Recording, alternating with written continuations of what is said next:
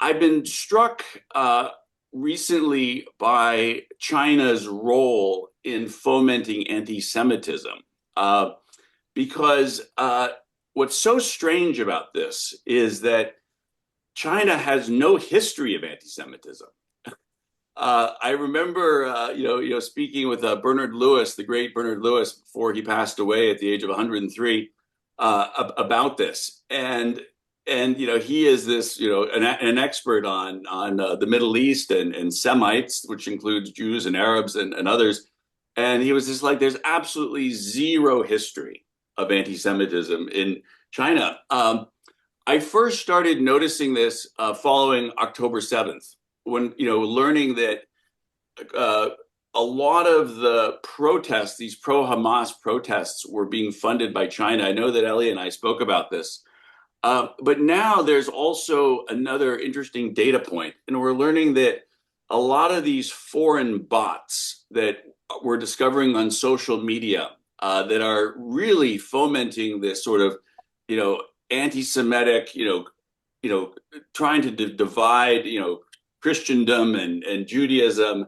A lot of these bots are being fomented by America's enemies. And one of those is China. And so the question is, really, why is this happening? And it occurred to me that this phenomenon feeds into a pretty extensive research project that I did back in the Pentagon under Andy Marshall, the Office of Net Assessment, which was an office that's focused on long-term sort of strategic and civilizational competition.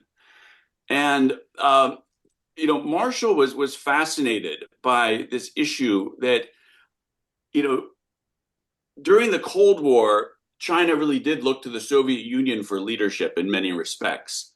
Uh, then, of course, in 1989, the Berlin Wall fell, and uh, there was a recognition inside, the Chinese, Politburo, that they needed some new ideas as to how to compete civilizationally. And there was a meeting in 1990. This was 1 year after the collapse of the Berlin Wall, and it was a year before the collapse of the Soviet Union itself. So in 1990, there was a closed door meeting with very senior Chinese military personnel, party officials, uh, that was focused on Israel and the Jewish people. And there was a certain professor there, Professor Zhu Jin, who participated in the meeting, and his job was to understand the secret of Jewish success. And because here's, Marxism, communism was failing.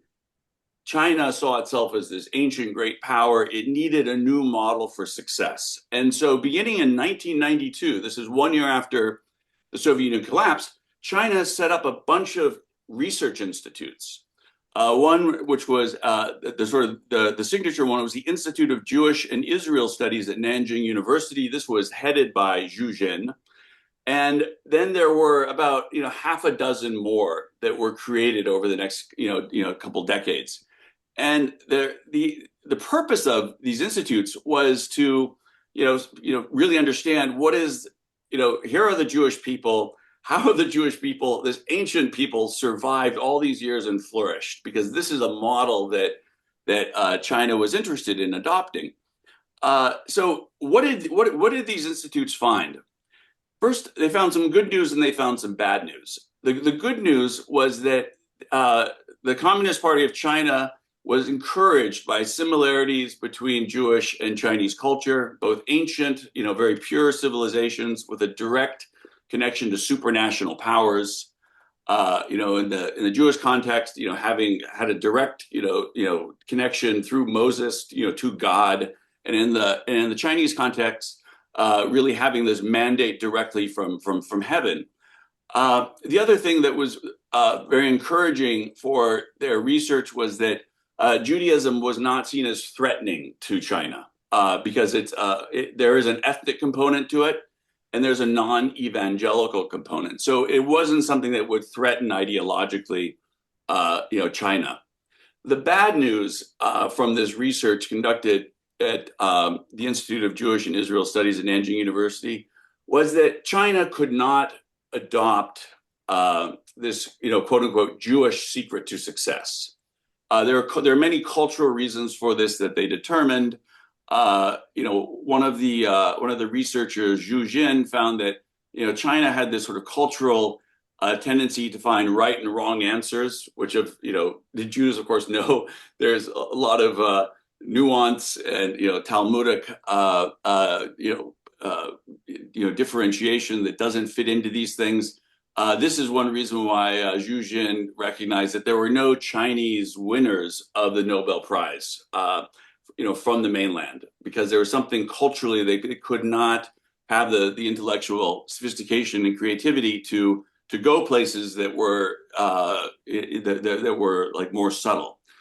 One of the interesting byproducts of this research initiative is that there was this discovery that while China would have a very hard time adopting this quote unquote Jewish secret to success, they were fascinated to learn that from a civilizational standpoint, that every great power that has attempted to destroy the Jewish people have themselves been destroyed. And they go through, ancient Egypt, with the Pharaoh, of course, the Assyrian Empire, the Babylonian Empire, the Seleucid Empire, the Roman Empire. They look at the medieval European powers, how Britain expelled the Jews in 1290, and then really suffered tremendous collapse. They look at the Inquisition, 1492, the downfall of the Spanish Empire. They look at how in the Russian Empire, both amongst the czars and the Soviets, that when they were persecuting their Jewish people, they collapsed. This is when they really went downhill. And of course, Nazi Germany, which has never recovered. And in some respects, those who were complicit in the Holocaust, that those most complicit have suffered the greatest civilizational collapse. So while the Jewish people could not be seen as a model for civilizational success for China, China did recognize that if it could only turn China's enemies against the Jewish people, that they could destroy China's enemies indirectly. And I believe this is a big effort behind this fomenting of anti-Semitism right now. It fits precisely with China's ancient strategy of indirect warfare, Sun Tzu's art of war, which prizes deception and psychological warfare. To me, and of course, I know General Flynn has mentioned in the past, China's unrestricted warfare doctrine, generating this strategic momentum to shape the battle space. It looks to me that because China has no history of anti-Semitism, it cannot be that it is seeking to destroy this people and this culture that they admire, but instead is seeking to destroy its enemy, which I believe, and the Chinese themselves talk about this, is Christianity, because Christianity within China is the greatest strategic threat to the CCP. They've been struggling since the collapse of the Soviet Union, and really the discrediting of Marxism and communism. That there's no more ideological basis for the Communist Party of China, for the People's Republic of China. But there is this alarm that Christianity is growing rapidly, and it's like the only real beacon for the souls of Chinese to look to. It's very compelling for the Chinese people. And, as we've discussed before, even in our national security strategy here, China spends more on its internal police than it does on the People's Liberation Army, because it is so worried about its internal cohesion and the role that Christianity, plays in threatening that.